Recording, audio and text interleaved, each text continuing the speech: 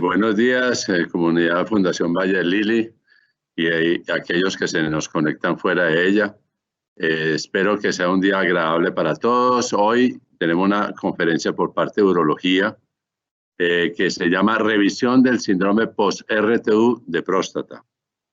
Este síndrome no lo veíamos hace mucho tiempo, pero de nuevo lo estamos viendo en algunos pacientes, por eso nos dio la oportunidad para traerlo a colación de nuevo. Para el día de hoy tenemos a 3 conferencistas excelentes, médicos de la Fundación Valle del Lili.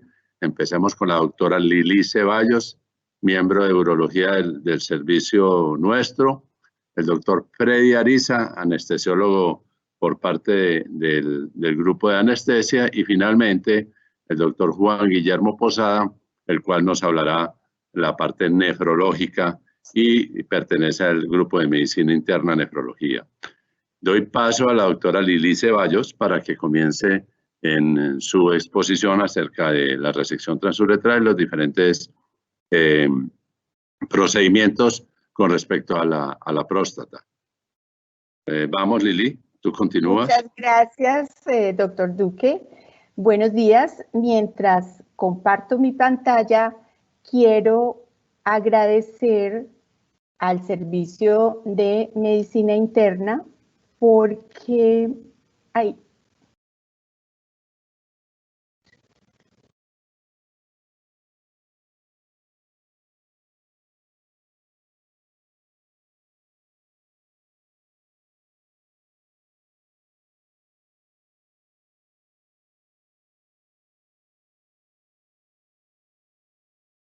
por cedernos de manera muy amable este espacio para hacer la revisión. Es una reunión conjunta entre los servicios de medicina interna, anestesia y urología, que son los que están involucrados en este síndrome. Quiero también agradecer a mis compañeros, Freddy Ariza, Juan Guillermo Posada, el doctor Manuel Duque, por el entusiasmo que pusieron para esta reunión, a los otros urólogos por todas las ideas que me dieron para el desarrollo de este tema, y especialmente también al servicio de educación de la Fundación Valle del Lili, que permite que hagamos estas conferencias con excelencia. Estos 9 puntos son el contenido del que voy a hablar, que no van a ser en profundidad porque lo que intento es simplemente enfocarnos en qué es la resección transuretral de próstata.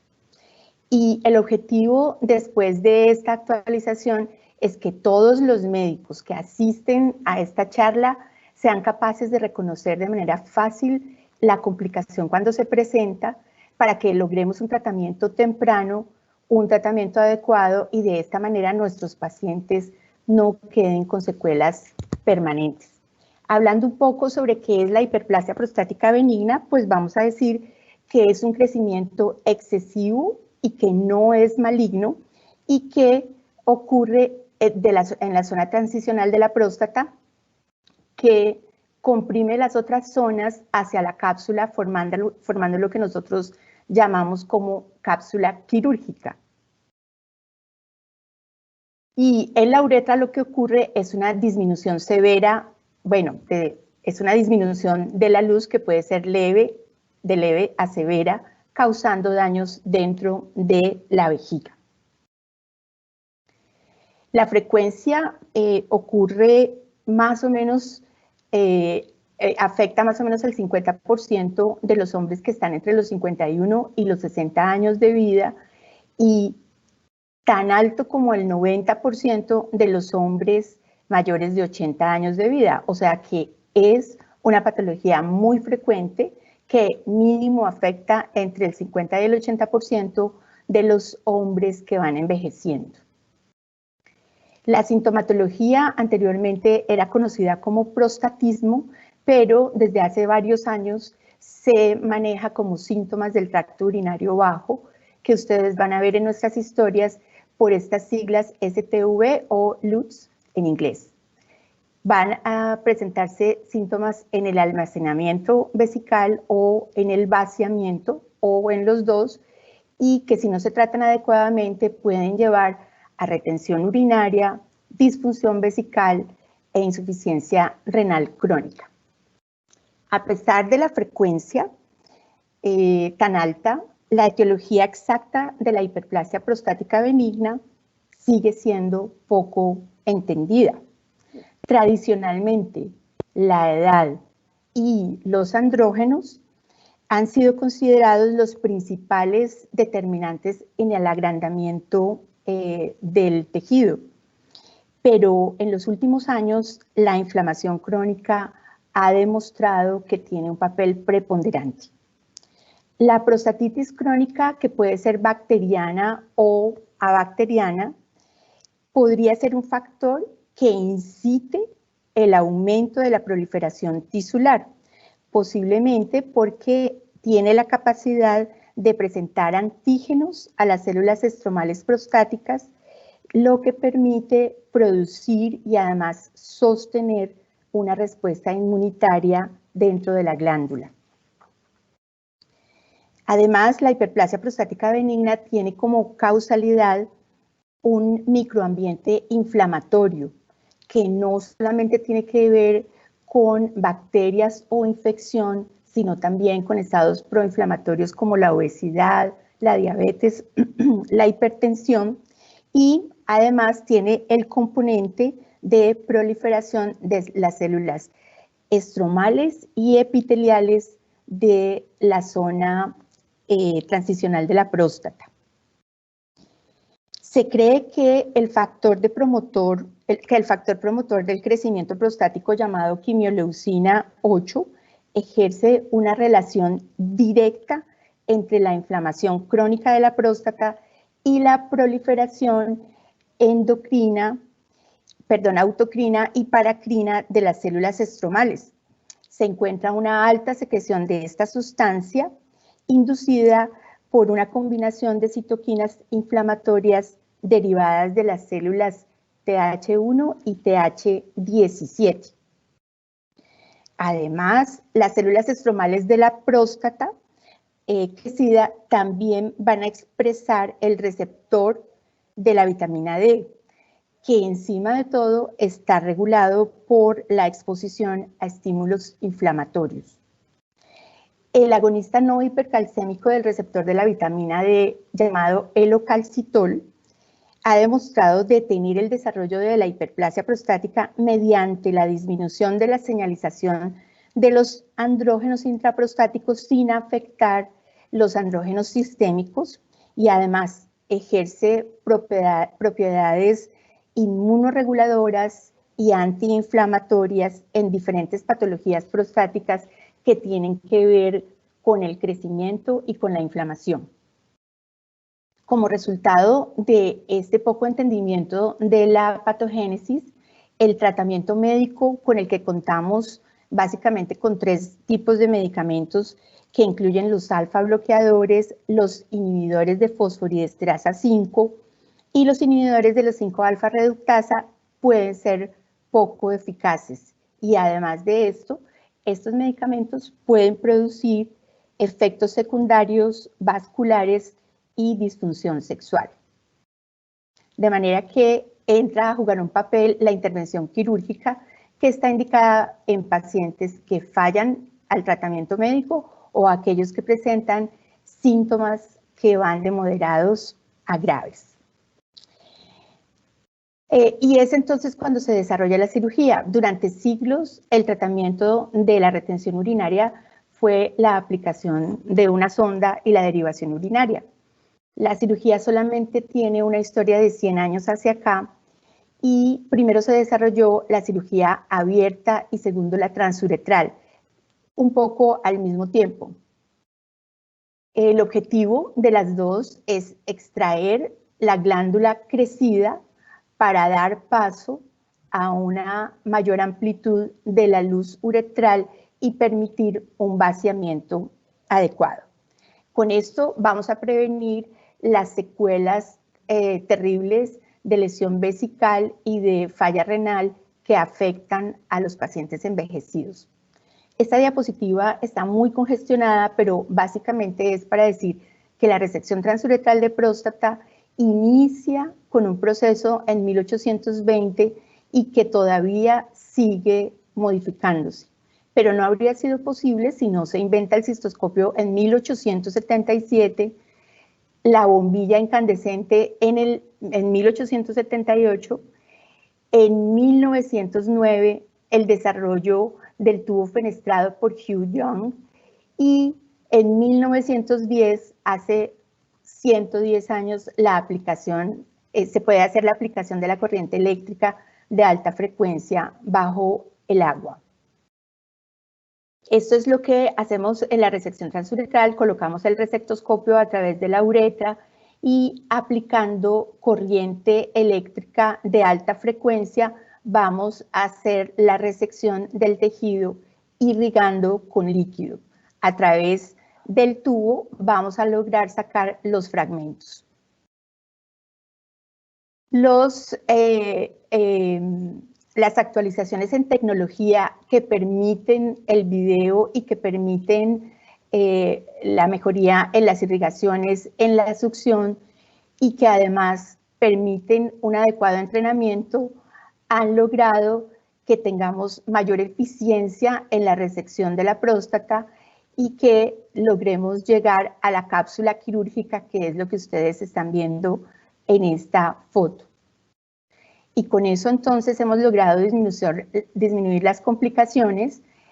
Inicialmente eran tan altas como lo que ustedes ven en esta columna, pero en este momento tenemos menos del 0,5% de transfusiones síndrome post-RTU, menos del 2% de infección y retención de coágulos.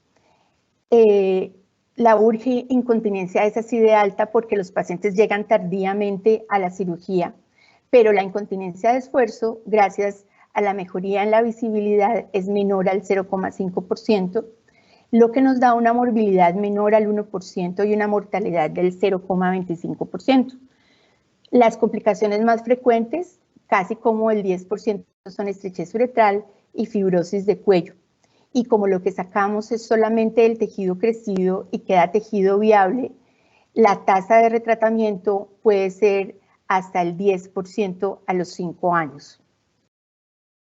El uso de líquidos que no tienen electrolitos para la irrigación dentro del procedimiento va a producir lo que se conoce como el síndrome de reabsorción o de resección transuretral de próstata, que consiste en la absorción de estos fluidos porque no tienen electrolitos que van a causar hipervolemia, hiponatremia dilucional, que va a llevar a alteraciones neurológicas como confusión en el postquirúrgico y alteraciones cardiovasculares como bradicardia, hipotensión y falla renal.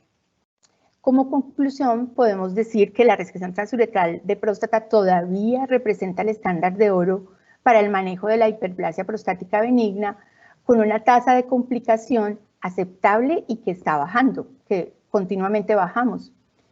Sin embargo, las alternativas tecnológicas como los tratamientos con la tecnología bipolar que utiliza solución salina y con el láser pueden minimizar aún más los riesgos de este procedimiento que ya de por sí es técnicamente difícil.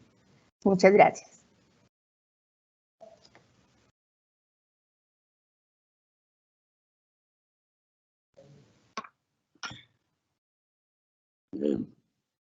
Listo. Muy bien, muchas gracias.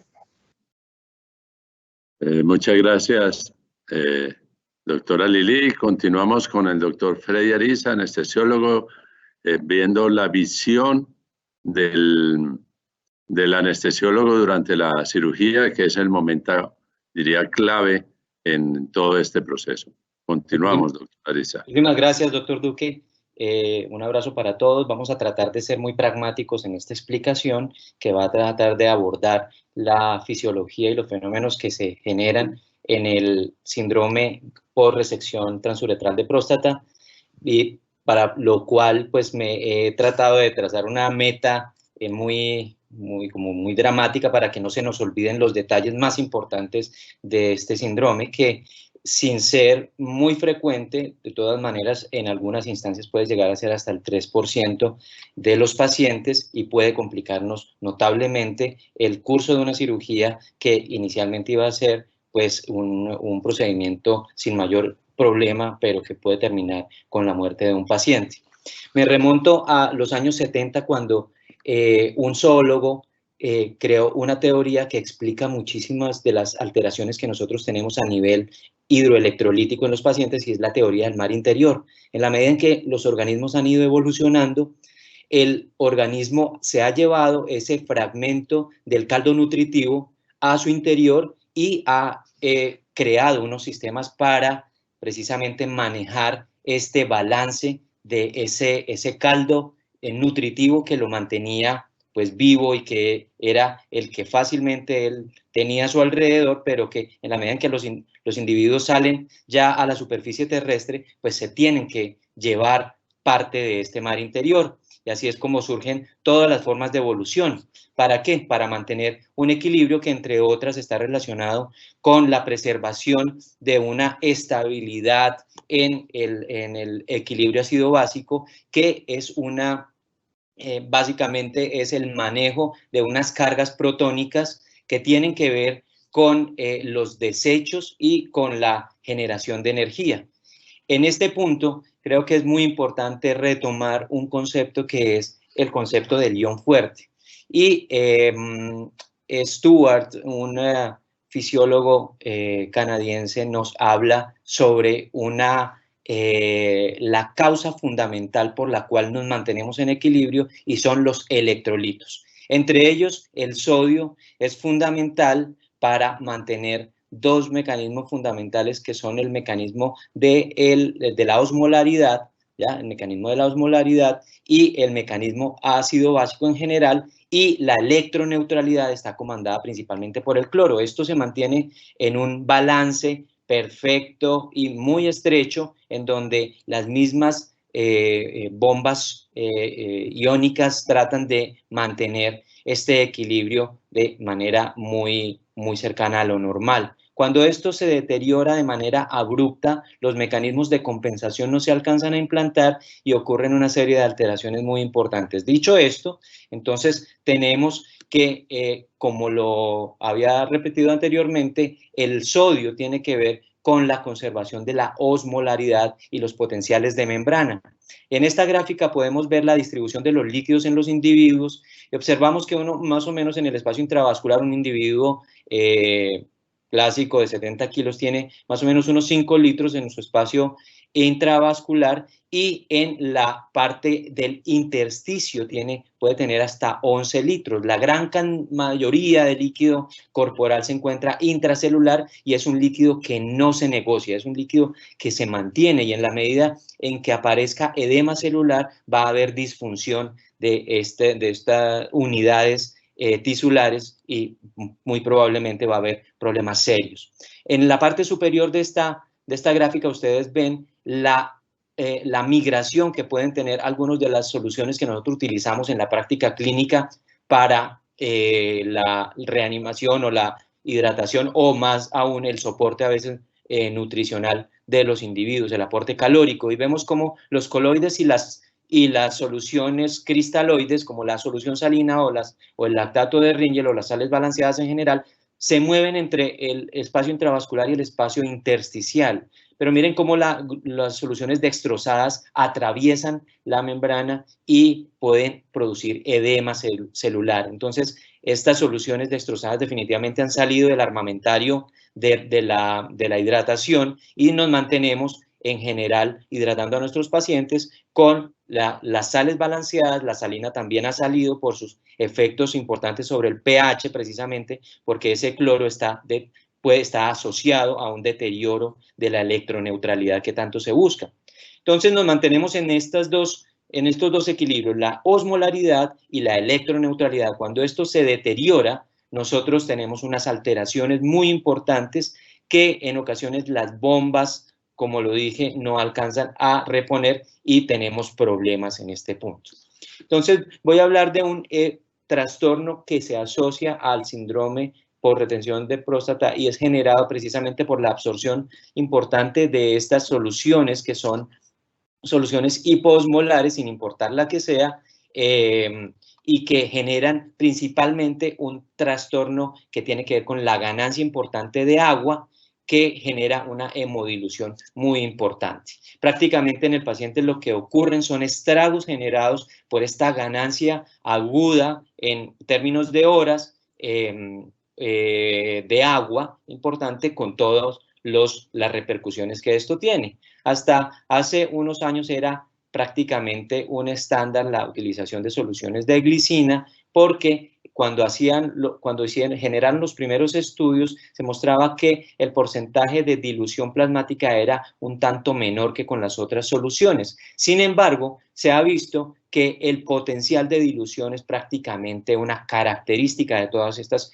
soluciones que se utilizan para irrigación y que principalmente van a generar un problema grandísimo en el sodio y con esto pues una alteración de la osmolaridad sérica y un deterioro del pH, que como lo dije está comandado principalmente por este catión tan importante. El potasio casi no tiene nada que ver, pero el sodio es fundamental. Entonces, en la medida en que se diluye, va a haber una completa disociación de la electroneutralidad y el paciente va a entrar en una acidosis metabólica indefectiblemente. Entonces, ya sabemos por muchas publicaciones previas que la hiponatremia es una condición que se asocia a daño y a alta mortalidad perioperatoria a 90 días y sobrevida a 5 años. Cuando hablamos de hiponatremia severa, hablamos de sodios séricos por debajo de 125 milimoles por litro, teniendo como referencia unos valores de sodio normal entre 135 y 145 milimoles por litro. Entonces, esta condición de entrada es una situación que se encuentra relacionada con un deterioro de la fisiología corporal. Y estas soluciones son muy eficientes en ser absorbidas porque en la medida en que se va erradicando este tejido y se van abriendo capilares y sinusoides, principalmente venosos, ¿cierto? Que son los de menor presión, pues se van a comenzar a absorber estas soluciones más o menos en un rango entre 20 y 25 mililitros, puede incluso llegar a ser hasta de 50 mililitros por minuto, de tal manera que en una hora estas personas pueden haber absorbido entre 1.5 y 3 litros en este tiempo, que creo que es usual en las resecciones de próstata. Entonces tenemos unos factores que van a estar implicados con la mayor o menor absorción. Principalmente, como ya lo dije antes, la duración de cirugía es importante. Por encima de los 50 minutos parece que la absorción supera los 2 litros. El tamaño de las resecciones pues obviamente está relacionado con las dificultades y mayor duración intraoperatoria y obviamente está asociada a mayor absorción de estas soluciones. Las mismas presiones de infusión hacen que estas soluciones tengan que caer prácticamente por gravedad y tengan un estándar de nivelación con respecto a la distancia entre el nivel del paciente y la colocación de la bolsa. Los sangrados importantes también predisponen a que estas soluciones se absorban más, porque en la medida en que el paciente está más hipovolémico, la absorción por los sinusoides que quedan abiertos durante la resección pues es mayor, y las rupturas masivas de la cápsula obviamente exponen aún más estos árboles venosos que generan mayor absorción. En últimas, vamos a tener una serie de implicaciones en varios sistemas, entre ellos el sistema nervioso, en donde comienza a haber gran edema cerebral y neuronal en general, precisamente por la absorción de estas sustancias hipoosmóticas y una caída del sodio, con alteraciones importantes en la conducción sináptica, que comienza a alterar no solamente el sensorio, sino que puede llegar incluso a generar situaciones de pérdida completa de conciencia hasta el coma y la muerte con convulsiones asociadas. Entre ellos, la superficie retiniana es un órgano muy prono a las alteraciones generadas incluso no solamente por la hiponatremia, sino por la misma toxicidad directa de las solución, de algunas de las soluciones, como la glicina, que se utilizaba hasta hace muchos años, hasta hace pocos años de manera masiva, y esta solución, estos elementos producen un deterioro en la conducción retiniana que origina estas alteraciones visuales que pueden tener estos pacientes inicialmente y que nos avisan que algo está pasando. A nivel cardiovascular, estos pacientes, por la misma sobrecarga de agua, pueden generar hipertensión y edema pulmonar, pero en la medida en que se va implantando esta alteración cardiovascular, va a comenzar a presentarse una caída del gasto cardíaco con una distonía vascular y una vasodilatación. Es decir, pasamos de estados de hipertensión a estados de vasoplegia, con dificultades en el sostenimiento de la hemodinamia de estos pacientes. A nivel renal, la misma hiponatremia por dilución y los mismos efectos directos de estas soluciones pueden generar incremento en la liberación de péptido natriurético atrial y generar poliuria con mayor natriuresis, empeorando la situación. Podemos tener un rango de situaciones sintomáticas que son las más frecuentes. Principalmente estos pacientes arrancan por referir deterioro visual, posteriormente presentan náuseas, que es el segundo síntoma más frecuente, bradicardia, hipertensión y parestesias con alteraciones de la conciencia. Algunas publicaciones han referido que en la medida en que se presentan 1, 2, 3 o más síntomas, la carga de líquido puede presumirse con base en que cuando aparece un síntoma, más o menos se han absorbido entre 500 y 1 litro, cuando aparecen 2, entre 1 y 2 litros, y más de 3 síntomas hablan de que probablemente la absorción ha sido de más de 2 a 3 litros. Esto es muy importante porque, como lo dije, las alteraciones de sobrecarga de una ganancia indiscriminada de agua asociada a la hiponatremia más la toxicidad directa, pues va a complicar bastante el espectro de presentaciones de esta situación patológica, en donde incluso se observan unos efectos prácticamente de toxicidad celular asociados a inflamación linfocitaria en el árbol cardiovascular. A nivel de la conducción puede aparecer deterioro del sistema de conducción y necrosis miocárdica con edema intersticial. Estas son unas publicaciones que muestran definitivamente que el síndrome post-RTU es un cúmulo de afectaciones dadas no solamente por la misma hemodilución, sino también por la toxicidad directa de las soluciones de irrigación, que ha hecho que se cambie muchísimo la forma en cómo se abordan estos pacientes. Ahora vamos a pasar a la parte de terapia y le doy la bienvenida al doctor Juan para que nos explique este tema.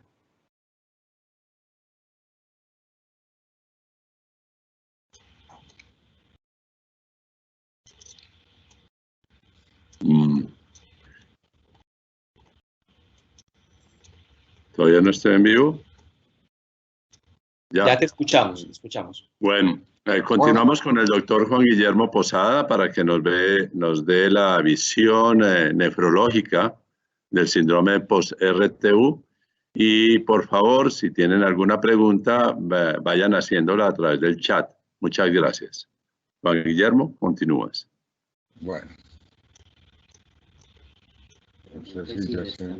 ¿Están viendo la charla?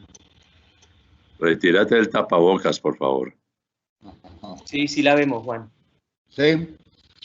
Bueno, el síndrome de resección transuretral, pues cuando nosotros lo valoramos, los internistas y los nefrólogos, pues ya está consumado, ¿no? Ya está establecido. Me pareció muy buena la diapositiva donde mostraba un tsunami, porque pues realmente lo que tenemos es una acumulación masiva de líquidos. Y estos líquidos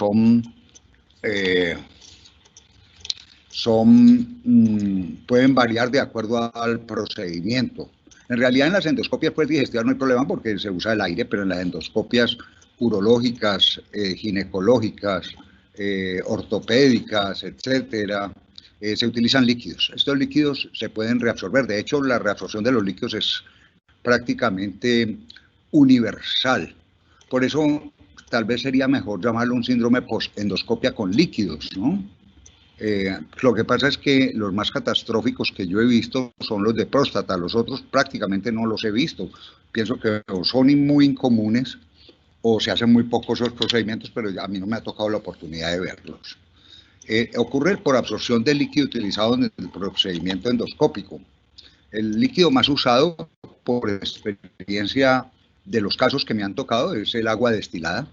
Siempre se absorbe líquidos que podríamos decir que es casi universal, aunque... ¿Pasó algo? Sí. ¿Qué pasó? Tengo problemas. Tranquilo. ¿Pero estaban viendo? Sí, señor. ¿Sí estaban viendo las diapositivas? Estaba solamente en la primera. Ah. Y entonces, ahí no. ¿Ahí se ve esa? Sí, señor. Ahí ya se ve. Está perfecto. Bueno, los que más se usan son, pues, el agua destilada. La absorción es prácticamente universal. Lo que pasa es que en algunos casos es masiva y es cuando viene el problema. La absorción puede ser vía venosa, retroperitoneal, intraperitoneal, y tal vez esto hace que las manifestaciones del síndrome puedan ocurrir en solo minutos. Supongo que si es endovenosa, pero hay otras rutas donde puede haber una absorción de líquido más tardía y puede verse empeoramiento de los síntomas o la aparición de los síntomas incluso horas después del procedimiento. Pues, por lo tanto, los síntomas pueden aparecer entre 15 minutos a 24 horas después del procedimiento. Los síntomas, pues, son muy variados, pero hay que hacer énfasis en los síntomas del sistema nervioso central, por eso es preferible que estos pacientes no se les dé anestesia general, sino regional, para poder estar vigilando el estado neurológico del paciente. Los síntomas o los signos cardiovasculares pueden ser hipertensión, taquicardia, taquipnea, puede haber bradicardia, hipotensión también, por las alteraciones que hay en el músculo que ya nos mencionaron, que son muy importantes y puede haber arritmias. El problema de todo esto es principalmente la preocupación mayor es el sistema nervioso central. Pero la injuria renal aguda acompaña mucho a estos síndromes. Cuando nosotros tenemos voluntarios sanos que reciben una carga de agua, pueden excretar casi el 90% de la carga de agua en las primeras horas. Es muy eficiente el organismo en excretar la carga de agua. El riñón sano es capaz de diluir la orina hasta 50 miliosmoles por litro. Claro que la mayoría de estos pacientes son de edad y la capacidad de dilución puede estar limitada, pero no necesariamente severamente limitada. Estos pacientes tienen limitada la capacidad de excreción de aguas por el trauma y la gran liberación de hormona antidiurética y de hormonas de estrés que ocurren relacionados con la anestesia y la cirugía, y por eso la hiponatremia se ha asociado a cirugías, a dolor y a trauma. En este caso se junta pues la incapacidad del riñón para excretar el agua por la ADH con una gran infusión de agua. Generalmente si infundimos agua destilada, pues 2/3 del agua destilada se va a ir para el compartimento intracelular, perdón. Y esto va a llevar a una hemólisis masiva, puede haber rhabdomiólisis. Lo más importante es la hemólisis como mecanismo de daño, de injuria renal aguda, pero se han descrito casos de rhabdomiólisis asociados a estas cirugías, y la complicación más temida es la hiponatremia aguda con edema cerebral. Aquí hay que hacer énfasis, es que si tenemos una hiponatremia aguda severa con edema cerebral y el paciente hace cambios hemodinámicos con hipotensión y bradicardia, vamos a tener muy comprometida la perfusión cerebral. Por otro lado, los pacientes que se llevan a estas cirugías son pacientes de edad que tienen comorbilidades, y estas infusiones masivas de líquidos condicionan fácilmente un edema pulmonar, porque pues parte de este líquido, 2/3 va intracelular, pero 1/3 va extracelular, y de esos el 25% o la cuarta parte del extracelular podría ir al sistema vascular, causando congestión pulmonar y edema pulmonar. Puede haber arritmias, por lo que ya nos contaron con el problema con el corazón. Y hay que tener en cuenta la hipotensión que puede ocurrir por un fenómeno local, hemodinámico, pero hay que tener en cuenta que existe una posibilidad de hipertensión abdominal porque en algunas ocasiones puede haber ruptura de la vejiga o del cuello de la vejiga y acumularse mucho líquido en el abdomen, y estar atentos a que esta posibilidad existe, que tengamos una acumulación masiva de líquidos con absorción peritoneal y que haya hipertensión abdominal que comprometa el gasto cardíaco.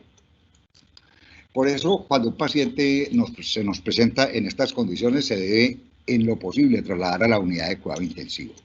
Hay que valorar, pues, antes de esto, en este momento, si tenemos un síndrome de resección posturetral severo o no.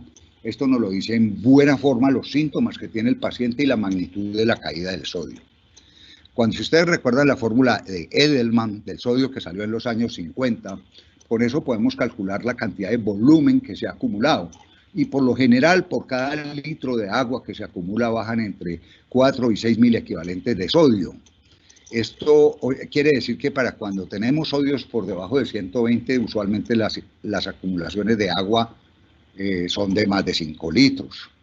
Estamos hablando de infusiones masivas. Esto que se llama síndrome de resección transuretral severo con sodios menores de 120.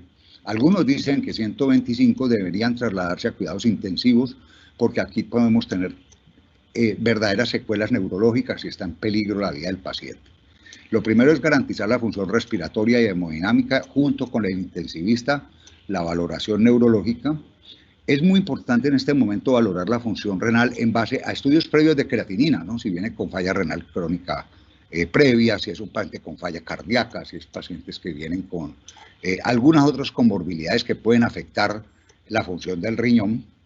La creatinina actual, tomada en este momento, que ya tenemos la complicación comparándolo con las creatininas previas, y es muy importante valorar la diuresis actual para poder saber cuál es la respuesta del riñón a esta sobrecarga de agua, que usualmente debido al trauma y a la gran liberación de ADH es improbable que ocurra una poliuria.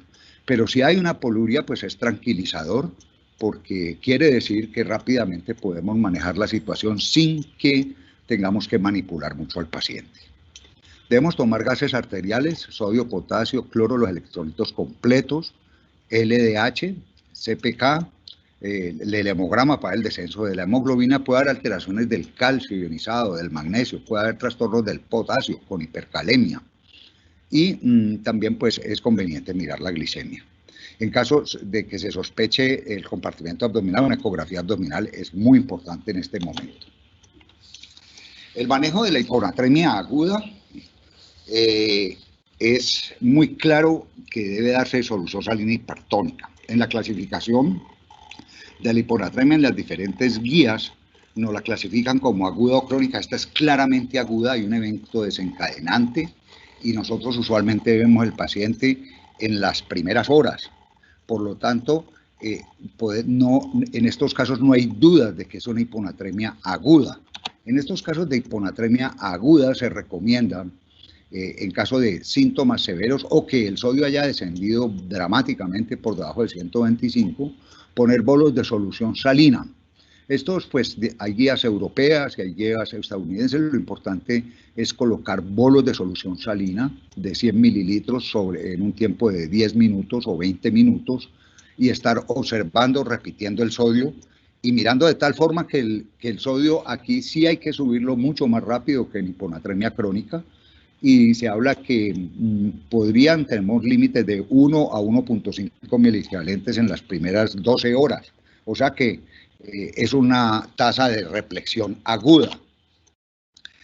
Si al valorar el paciente tenemos una hiponatremia severa y tenemos muchas dudas de la función renal o hay síntomas neurológicos, una diálisis tiene una recuperación inmediata del síndrome porque corrige rápidamente el sodio y si tenemos alteraciones de edema pulmonar o sobrecarga hídrica, pues es bastante efectiva.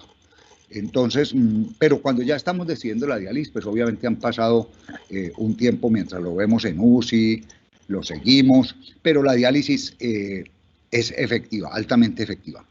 Cuando hacemos diálisis con hiponatremia, siempre tenemos mucho miedo de un síndrome de desmielinización osmótica o de daño cerebral. Sin embargo, este caso es agudo y podemos hacer una diálisis completa de 4 horas, o si el paciente tiene compromiso hemodinámico, podemos hacer una SLED de 6 horas o 8 horas sin ningún problema. Cuando el paciente tiene más de 48 horas de evolución, y a esto me refiero a pacientes que puedan tener un síndrome de resección transuretral, que vengan remitidos, por ejemplo, de Popayán o de otra ciudad y llega aquí con un sodio de 120 y la cirugía fue hace 3 días y tiene injuria renal aguda, está úrico, deberíamos ser prudentes con la diálisis y hacer diálisis cortas. Esto es lo que quería decir del tratamiento. No sé si tengan preguntas.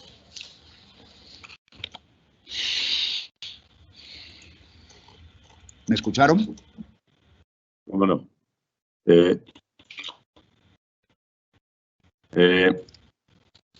vamos a continuar con las preguntas.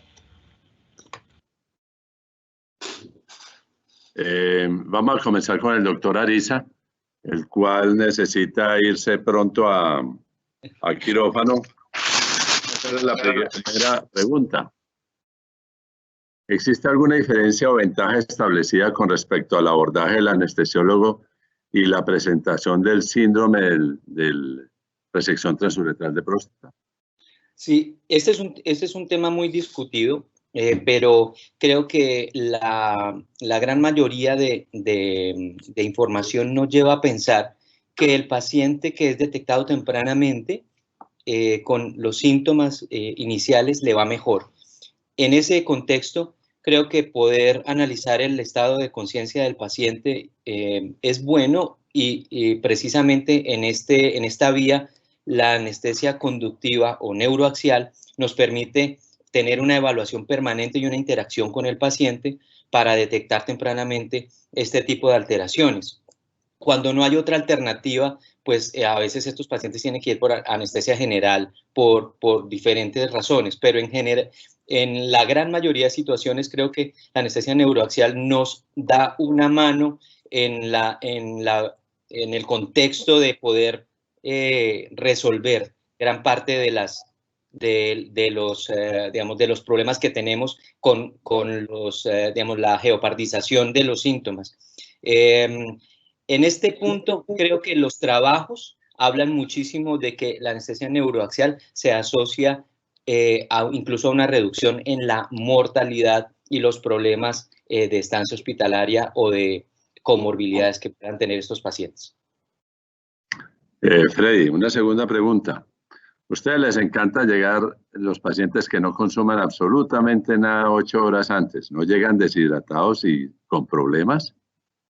Totalmente. Esto ha cambiado completamente porque el hecho de que un paciente esté hipovolémico genera que se presenten presiones venosas mucho menores que incrementan la absorción de estos líquidos. Por esta razón, ya las guías de ERAS, que son de recuperación incrementada, hablan de que los pacientes deben recibir líquido hasta 4 horas, 4 a 2 horas antes del procedimiento, precisamente en la vía de mantener un paciente en su estado fisiológico más óptimo para que este tipo de incidentes se presenten lo menos posible.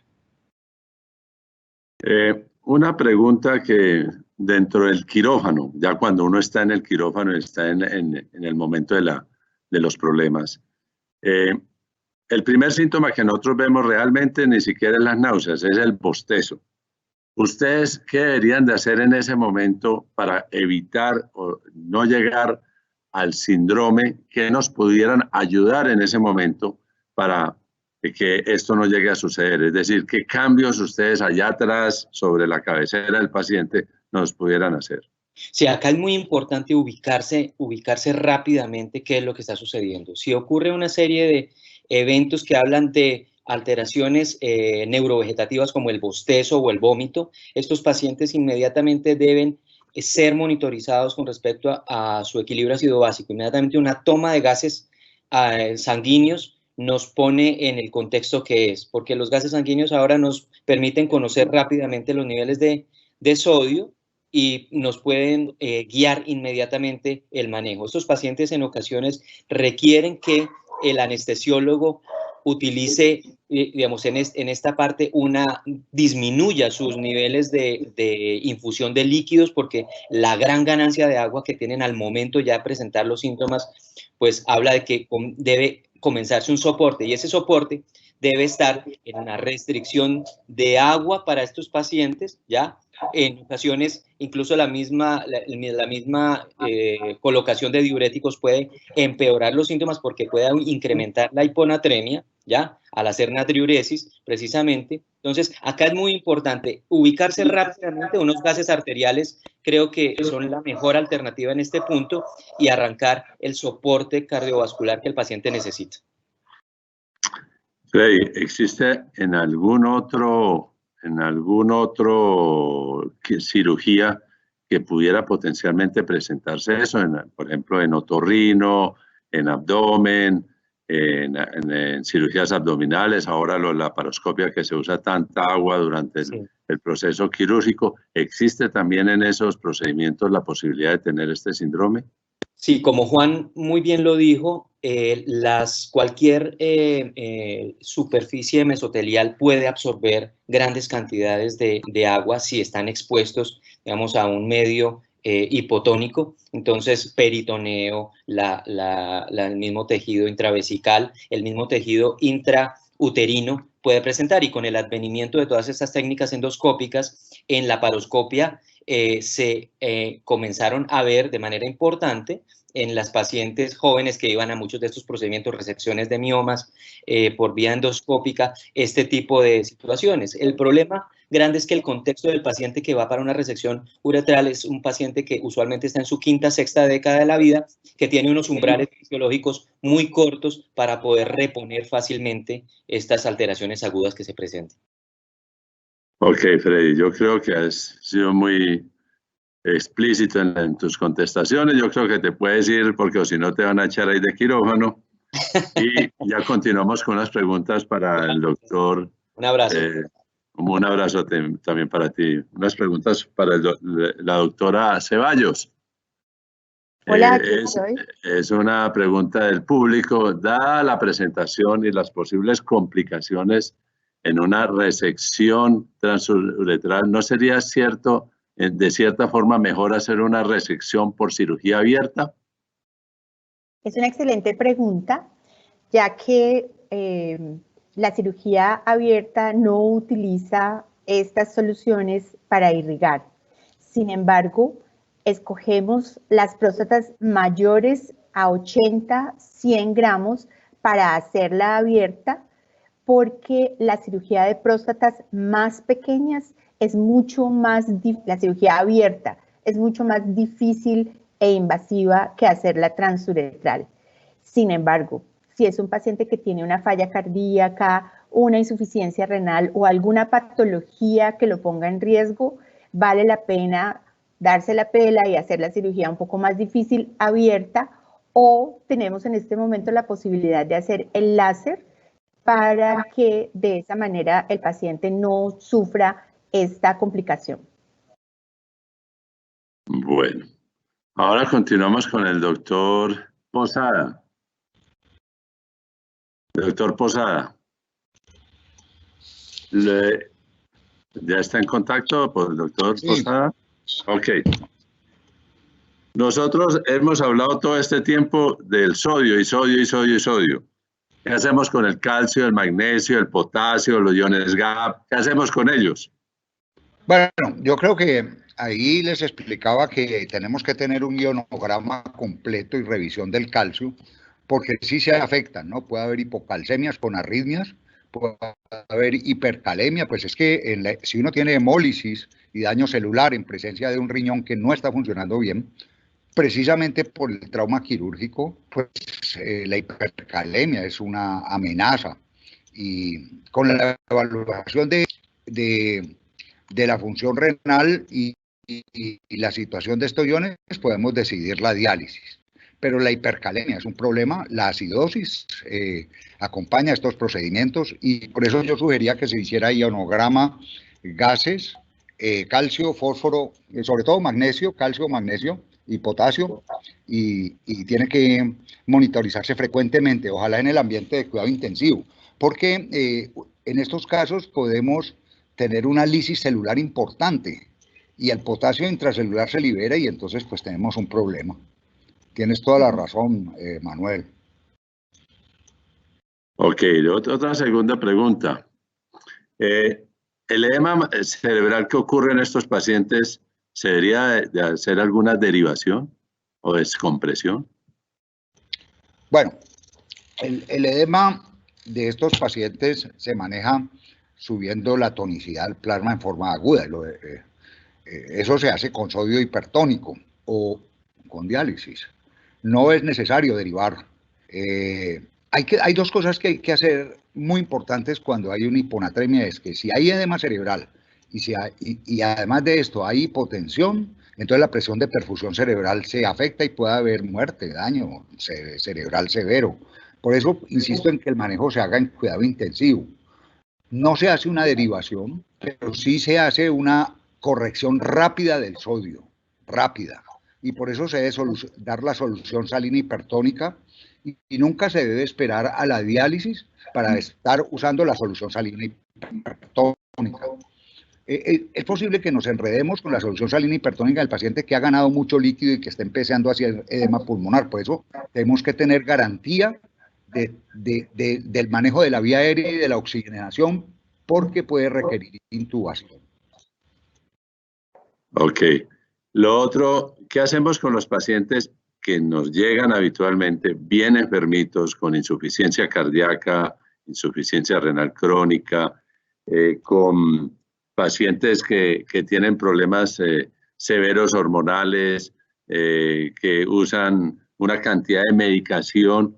¿Cuál de ellos tú sugerirías? No hagas cirugía, mejor hazlo abierto, así sea pequeña, ten en cuenta esto.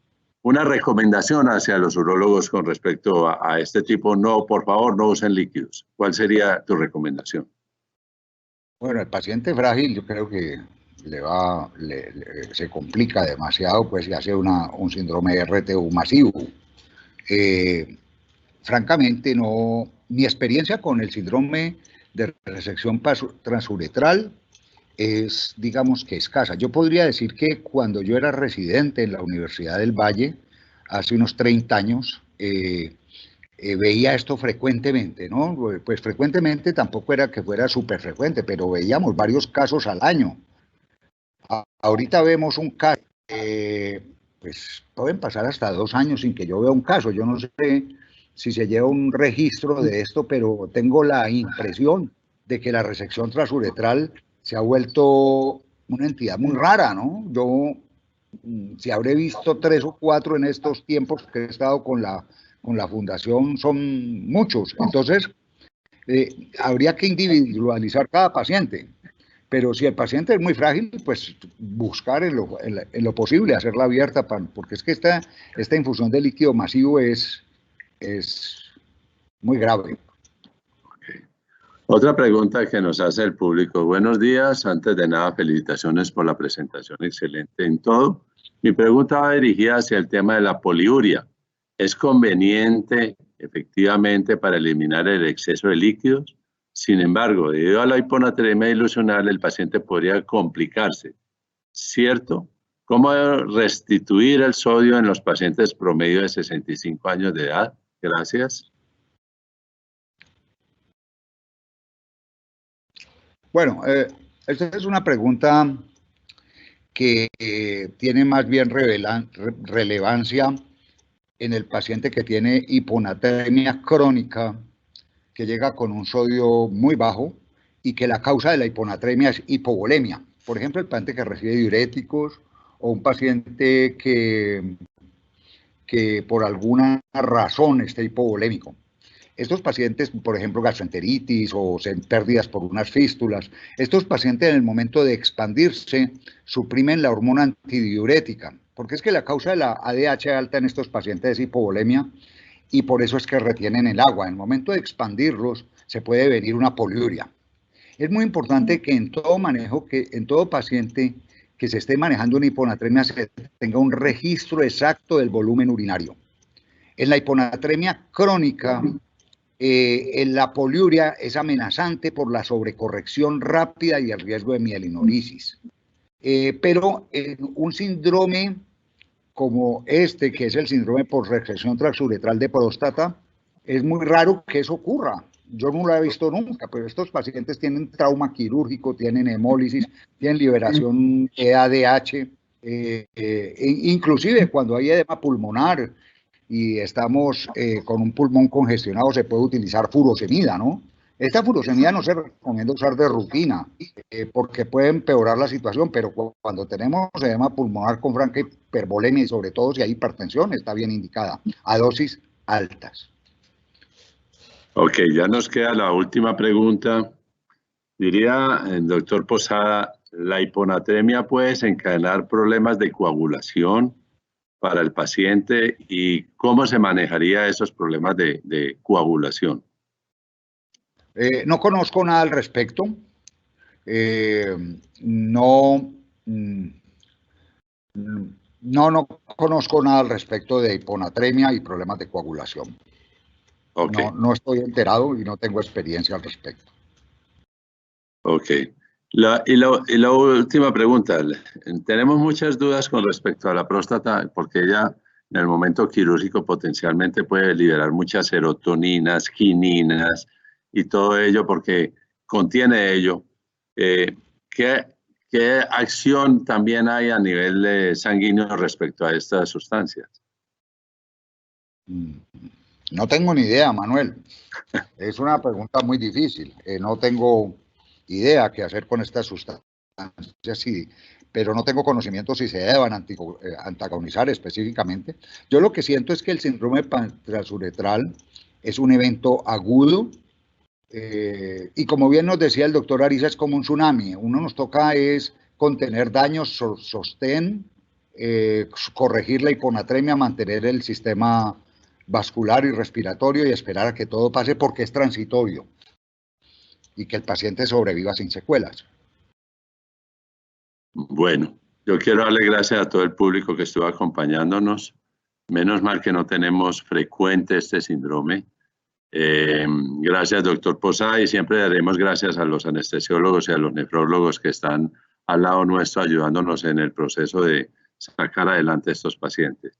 Con las nuevas tecnologías y con los nuevos equipos vamos a ver menos este síndrome, pero a su vez, en que cada vez que lo vemos menos, se nos va olvidando mucho cómo manejarlos. Por eso lo hemos traído a colación. Muchas gracias a todo el público. Muchas gracias. Muchas gracias. Y gracias, Manuel. Feliz día para todos. Feliz día.